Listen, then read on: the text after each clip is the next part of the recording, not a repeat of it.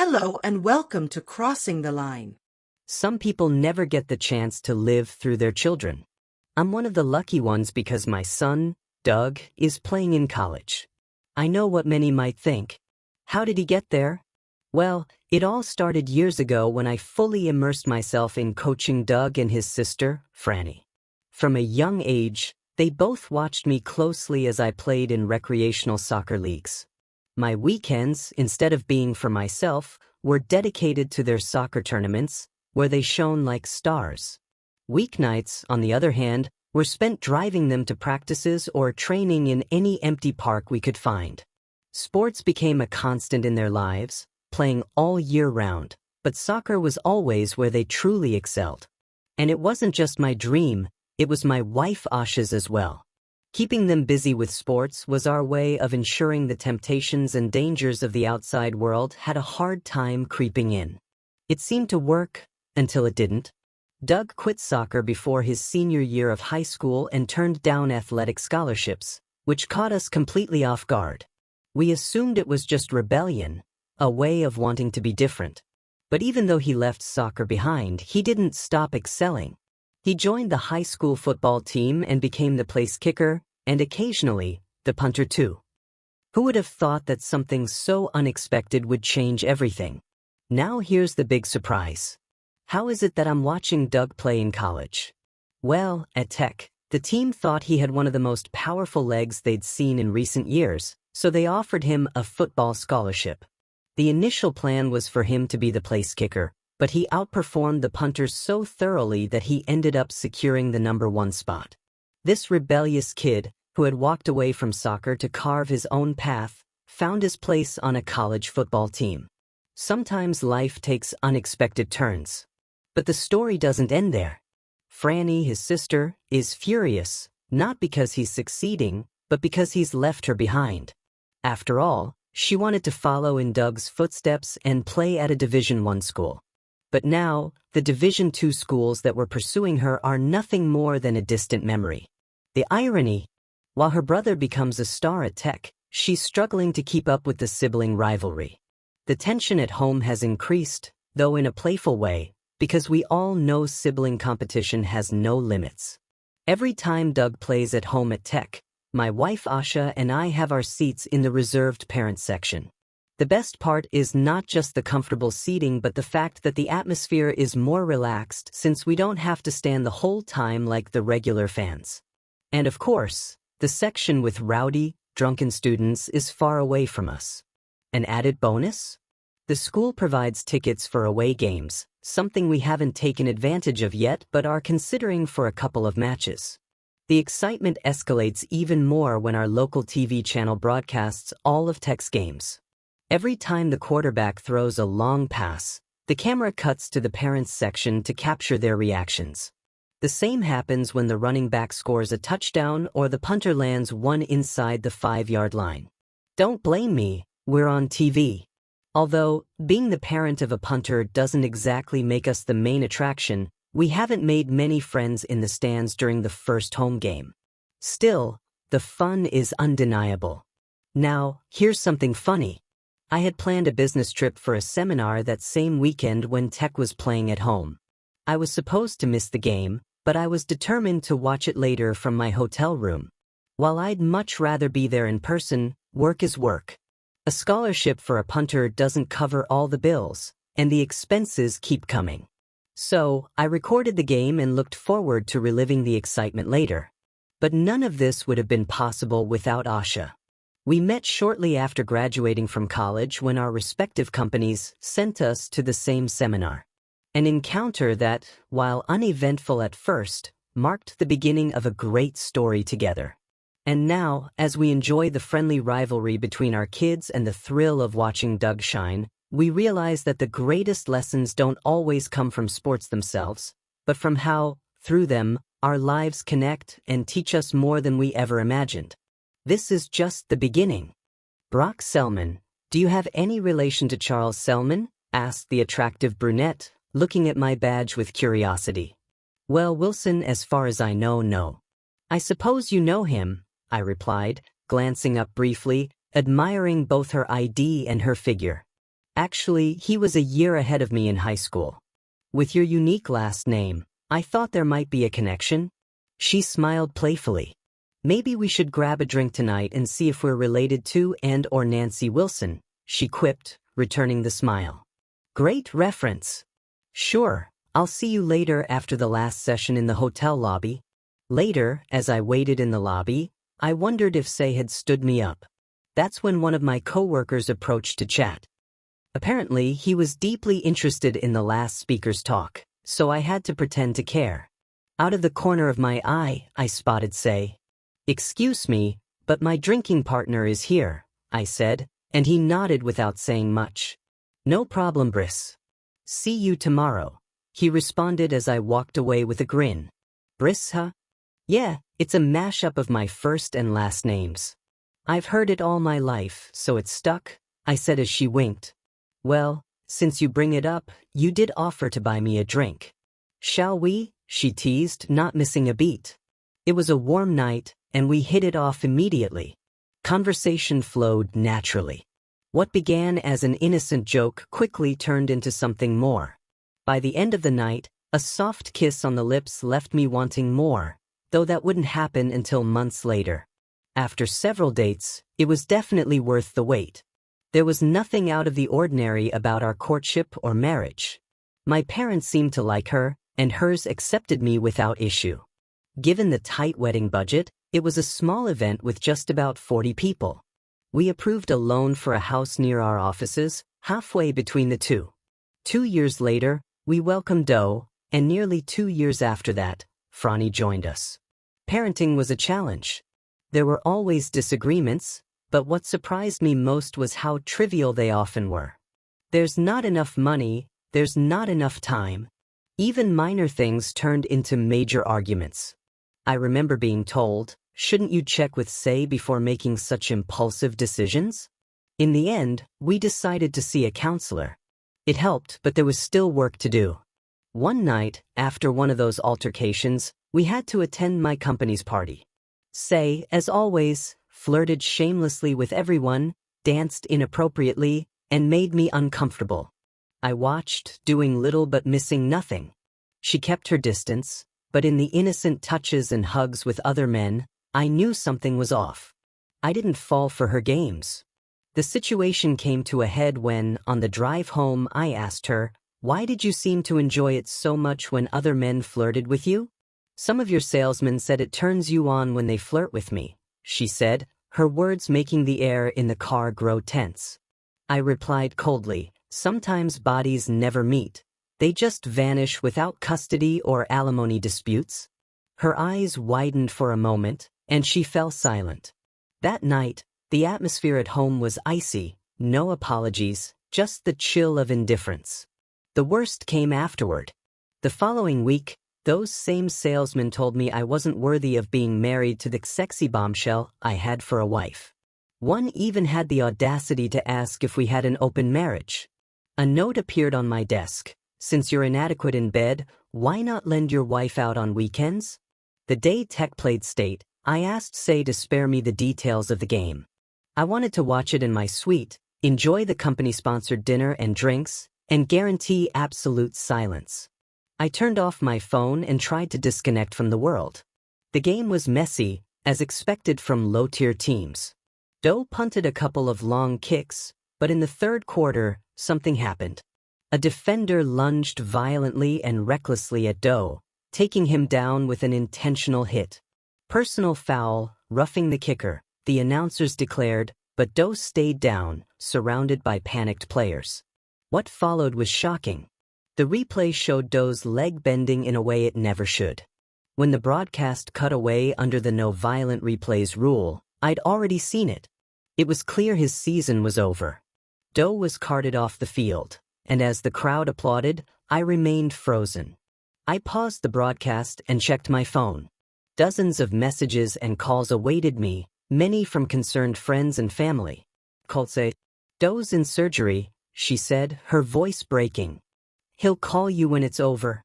As I checked flights, I realized there was no way to make it home that night. Dinner was cold and I was out of beer. What else could go wrong? The broadcast resumed, showing Doe's stretcher being carried off, and then cut to the parent section, focusing on Say. She was crying, her hands over her mouth, being consoled by a man I knew all too well, Robert Marks, a salesman from my company. He had been one of the men who kissed her on the forehead at the party. Why the hell was he there, sitting in my spot, consoling my wife? The caption on the screen didn't even bother to identify him correctly as Brooke Chiselman, but it gave me the final piece of the puzzle. A 6-second clip had shattered my ignorance, and probably my marriage. My phone kept buzzing nonstop, but I didn't answer any calls. I listened to the messages. Say had mentioned the 6-second clip. The message said Doe was awake, alert, and that the surgery had gone well. It's just a fracture and some ligament damage. It's not my kicking leg, Dad. The season's over, but I'll be fine. Even though his voice sounded cheerful, I knew nothing would ever be the same again. Football players get special treatment at the hospital. Sure, a couple of young nurses get a little friendlier than usual, and my reputation among the fraternity guys keeps growing. Who wouldn't be happy to get so much attention while recovering from an injury, right? He said, laughing with a confident smile. That's my boy, always making the most out of situations, I replied playfully. But anyway, I have to go. I'm glad it's nothing serious. I'll see you when you get home. Love you. Oh wait, Mom wants to talk to you. Tell her I'm busy working on something important. Good night. I hung up, my heart still racing. Sometimes, watching a kid take a hit that leaves him unable to walk makes me reflect on how lucky I am. That bullet barely missed me. I turned off my phone. I didn't feel like talking to anyone else that night. Work at the company never ceases to amaze me. We manufacture storage devices and software for tracking GPS movements. Most of the time, it's used for tracking or mapping applications. Almost every car nowadays emits a signal, and our software is capable of capturing it, tracking its location in real time. Essentially, traffic isn't mapped by just one vehicle but calculated by taking all the data from vehicles moving in the same direction. The storage volume required is enormous, but the process is relatively simple. Identify the device, capture the coordinates, and timestamp. When the police need help locating a suspect, our software is vital. We use the same data to track vehicle movements near crime scenes. I've done it countless times, reviewing vehicle devices in the moments leading up to a crime, looking for patterns. Cars moving slowly through a neighborhood, returning after a day or two. The suspect isn't hard to identify when the vehicle speeds away right after a crime. So, it's no surprise that with this knowledge, I decided to play detective on my own. The Sky case had me on edge. I used the exact coordinates of my house and searched for all devices near my location around 2 a.m. Saturday. As I expected, there wasn't much activity. But by 8 a.m., my software detected a new device, followed almost immediately by another. The first was probably Sky's car, and the second, her mobile phone. Once disconnected from Wi-Fi, the data allowed me to track the movements of both devices. My heart raced as I realized what I was seeing. Sky's car stopped at a house owned by Robert and Teresa Marks, and her phone stayed there until 11 a.m. afterward, both headed to the Tech Campus football stadium. A casual meeting, or were they plotting something else? My suspicions only grew when I discovered that shortly after Doe was taken to the hospital, Sky's phone arrived there. This couldn't be a coincidence. I decided to track all of Sky's car movements over the past week. After reviewing the data, the pattern became even clearer. Stops at the grocery store, at traffic lights. Nothing alarming, except a stop at the Marks residence on Wednesday at noon, which made my blood boil. With what I now knew, I sent several emails to agencies specializing in tracking people. I had enough information to act. But that night, before turning on my phone, I went back to my searches. Sky's phone left the hospital around 11 p.m. and, as if nothing had happened, her car left the Marks residence and returned to our house before midnight. I decided to take matters into my own hands. I knew my next move had to be more strategic. I found Teresa Marks's email and phone number. They were parents of a student at a different high school, which gave me the perfect idea. I would send a photo of Robert, Sky, and her car, along with an anonymous note pointing out her visit to the Marks' house on Wednesday, with a warning about what had happened. Of course, before all that, I needed some rest. During lunch, I dug deeper into my research on Teresa Marks. My goal was simple: let her discover the truth herself. By the time my break ended, I'd have everything ready for the next move. Before finishing my day, I decided to call Doe, hoping he could at least distract me from the growing tension in my mind. He was enjoying the attention, even doing an interview with our local TV station. The team kept moving forward thanks to a first down they got because of the batter's short roster, and they scored the touchdown that put them ahead, which they held onto to win the game. Even though it came at a high price for some, he seemed to enjoy every second of it. When I finished, Cy called me, probably from the hospital, as she reached out as soon as I hung up with Doe. "This should bother you," she said, and I couldn't help but notice the irony in her tone. "Are you so busy you can't wait until I get home?" There was hesitation, then she said, "I just miss you. And when Doug got hurt, it was very traumatic." Her words were soft, but something in her tone made me feel uneasy. "Well, he seems to be fine," I replied quickly, trying to calm the situation. "My lunch break is almost over. I'll call you from the airport later tonight." "Don't wait for a response." I abruptly hung up, but something told me that all of this wasn't right. Perhaps I should calm down. Or maybe I just feared she'd repeat her Wednesday affair. I decided that Teresa should handle this. I didn't feel capable of dealing with it. If I got involved, I was sure I'd end up in trouble. I prepared the urgent envelope for Teresa and dropped it off on my way to the airport. I arrived close to midnight on Sunday, which gave me a perfect excuse to spend little time with Cy. She left for work Monday before I even got up, as usual. While I had some time, I stopped by the university hospital to visit Doug.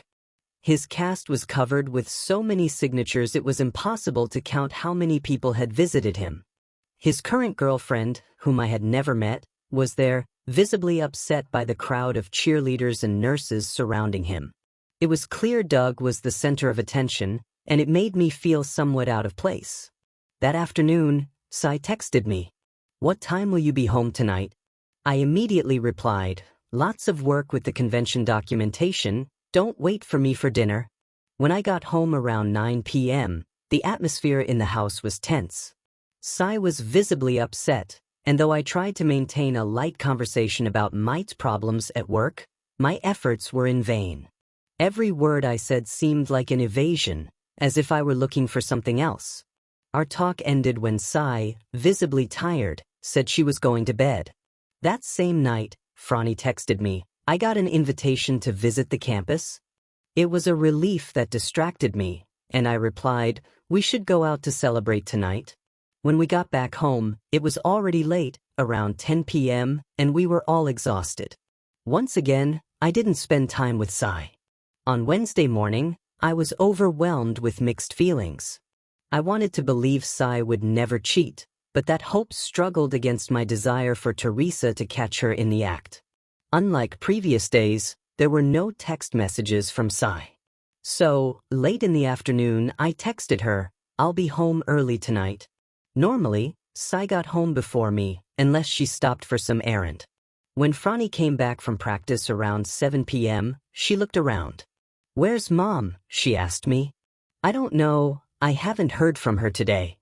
I texted her earlier, but I didn't get a response. I decided to make another call and left another voicemail. Nothing. Again concerned. After sending another unanswered text, I checked the database and confirmed Cy's car had arrived at the Marks residence at noon. The curious thing this time was that it left around 12:45 p.m., stopping at a rest area 30 miles north of the city. Something wasn't adding up. Franny left early for her weight training before school, and none of my calls or messages were answered. While on my way to work, I decided to stop by the hospital to check on Doug. There was his girlfriend again. At least there were no updates about her mom, which was a relief in some way. Today, around 10 a.m., I received an unexpected call. A man was waiting for me at the front desk. He identified himself as Detective Nate Below. He told me Cyan's car had been found, and she was discovered locked in the trunk. She'd been taken to the hospital. I tried to play the concerned husband role, but what I was hearing only heightened my unease. The detective asked me the usual questions, and his boredom left me with the feeling that he knew more than he was willing to share. When I arrived at the hospital, Cyan wasn't in her room. I decided to wait in the family area. A couple of nurses, seeing me, started talking among themselves. "I bet the husband did it, right?" one said. "Probably, but you've got to give him credit," added the other. When Cyan finally returned to her room, I couldn't help but laugh. She was completely covered in printer ink, from head to toe. "What a mess!" I exclaimed. "I look horrible," she said between sobs. But at least she was alive. "Where were you when this happened?" I asked. Cyan, through tears, began to talk about a carjacking. The nurse didn't bother to hide her skepticism. When I gained access to see Cyan's medical records, I noticed images of the injuries. I bit my lip to keep from bursting into laughter. A wound on her chest and a rudimentary tattoo pressed onto her skin. And the worst part, the same wound on Robert Marr's body. It was clear the coincidences weren't accidental.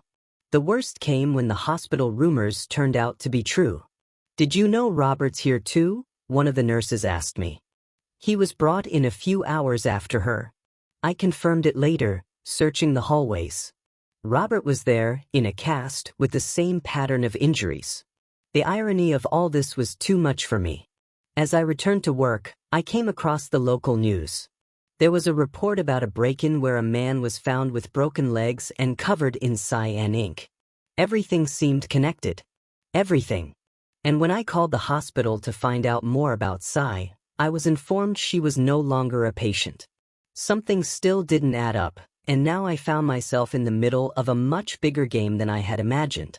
The confusion was growing, and my need for answers was becoming more urgent.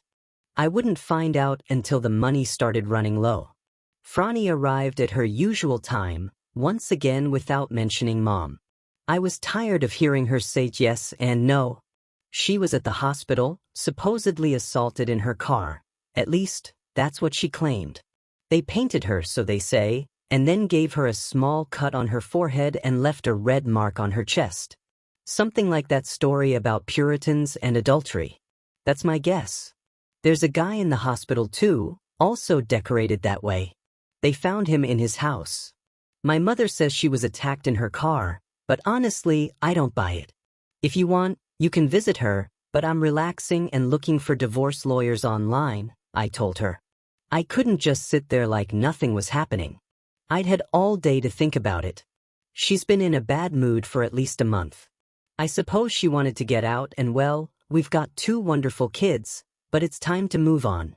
I wish I had a picture. She looks ridiculous. Franny perked up. "I'm going to see Mom," she told me. I just smiled.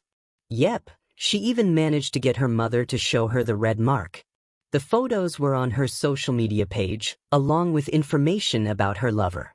The car-attached story no longer convinced me. In a similar situation, Sky's parents and mine called, so I repeated the same story about the car assault on Sky and gave them information about the hospital room.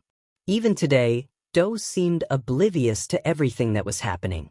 I no longer cared how Tech's football team was doing, so I convinced Franny that she should make her visit to the campus this weekend.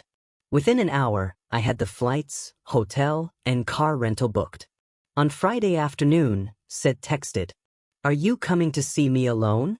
I wanted to reply no, but Franny convinced me to send something friendlier. So, I wrote back, "No, but your boyfriend has 2 broken legs. He might need company. He's 5 doors down, near the elevators." After landing, I found several missed calls that had come in while we were in the air. I simply ignored them.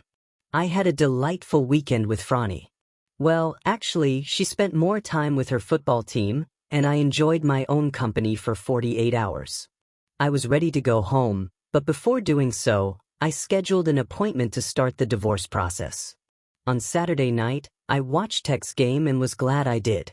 Doe had more screen time than in all the previous games combined, and together, they even recorded an interview in the hospital room. His girlfriend, predictably, faced an uphill battle to stay in that spot. Several girls with starry eyes surrounded Doe. When Franny and I got back on Sunday afternoon, the house lights were on, and several cars were parked outside. An ambush moment. We walked in and found the fox and her parents sitting in the living room. Cy had a ghostly glow, the cyan hue still lingered, and the red mark on her forehead was covered by a bandage. Ignoring Cy, I looked at her parents. "Hey Dad, Mom, what brings you here so late?" I asked. "Weren't you here to take Cy home?" "Oh yes, I forgot her boyfriend has 2 broken legs," I replied sarcastically. "He's not my boyfriend," Cy said. "He's my lover, a friend with benefits," Franny laughed. Her grandmother, visibly upset, scolded us. "Young lady, mind your behavior." Franny, of course, kept joking. "So, Mom, Cyan men are just like the others." Cy stood up abruptly, as if she was going to slap Franny. Her father yanked her down by her ponytail, and she fell between her parents. "Never threaten my granddaughter again," her father said angrily. I took the floor and broke the silence. "Listen, Chai, you've wrecked your marriage, and I'm filing for divorce. Expect to be served this week. Franny will leave for college next fall, so we need to sort out the visitation schedule. Once she's gone, I'll sell my share of the house. Simple as that, take it or leave it. Do you want to talk now?" Chai looked confused but already knew what was coming. "It's a bit late for that, don't you think?" I'd ask why, but I already understand it doesn't really matter, I replied, not without some sarcasm. That's when Chai's father chimed in. "She's going to have some legal expenses. Are you responsible for those costs?" "Yes," I replied coldly. The police cited her for providing false information. They used GPS tracking to locate her car at the residence of the alleged robbery. There was no carjacking. Wonderful. I'll probably also have to add the cost of 100 color clothing, Franny joked. And cyan eyeliner, cyan accessories, like purses and shoes. Cy's mother scolded us. "That's enough. Well, why don't you make it easier for everyone and take her with you? We'll even help you pack a couple of suitcases." "No, this is my house and I'm staying," I responded firmly. Ladros Chai. "Well, it's been a long weekend, and I'm going to bed." "You can sleep on the couch," I said, locking the bedroom door. I don't know when they left, but Cy's parents weren't there in the morning. Franny was already gone. I got up as quickly as I could and served Cy the divorce papers at her workplace. Of course, there was no longer any need to be kind. It took some time, but eventually we got divorced. Franny, who convinced the judge that she should stay with me as the primary caregiver, cited Cy as a poor role model. One day, on the kitchen table, there was a gift waiting from Franny, a t-shirt that said, "I'm almost as awesome as my daughter." I wore it the day Franny signed her college enrollment. In high school, Franny was going to try to play football for a Division I school. As expected, I had to endure several interviews with the authorities, always with my lawyer present, as I wasn't going to let my guard down. Teresa's brother runs a print shop, so she and he were mentioned as persons of interest, but no charges were ever filed. Doe recovered and started his second year as the best kicker. I'm still surprised no one mentioned seeing Cy with someone else at those football games. The subtitle on the screen must have fooled everyone except one. Franny's freshman year was tough for her. She didn't play much due to the number of seniors, but they renewed her scholarship, and now she's getting much more playing time. Doe grew out his hair and has a new girlfriend almost every time I see him. At home or on the road, I attend both kids' games if my work allows. What better way to spend their inheritance? I don't go out much anymore, but that's starting to change slowly. It took almost a year before I even had a one-night stand. It felt like I was cheating. What's up with that? I miss what I had, but not what it became. Unsurprisingly, I see Cy at important events related to our kids. She's brought a date a few times, but it's never the same guy. If we have a conversation, I end it quickly, trying not to be rude before mingling with the other guests. I won't let her ease her conscience. It's my last petty revenge. In my opinion, Brock's approach was an effective revenge since he didn't have to get his hands dirty. He just collected the information and gave it to someone who could do something with it. It was a wise decision, as they came up with something quite creative to get back at that unfaithful couple. Although the story gets a bit extreme with Lhasa, at least his wife was humiliated as much as her husband probably felt watching their son's game. The good news for Bro is that no one seems to have noticed, while Sky ended up looking like a tramp.